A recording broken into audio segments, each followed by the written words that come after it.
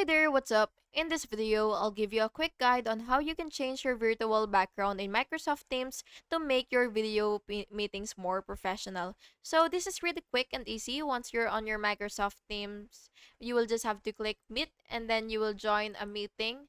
So go ahead and click that and click Join Now and just wait for the meeting to connect.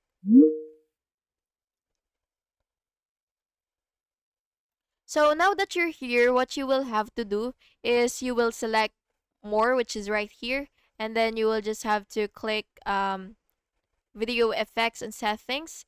And now you can just choose from this list right here. So there are multiple choices that you could actually choose from. And then you will just have to click that, click any background that you prefer, and then you will just have to click apply and turn on video so that you will be able to see the background. And yeah, that's basically just it.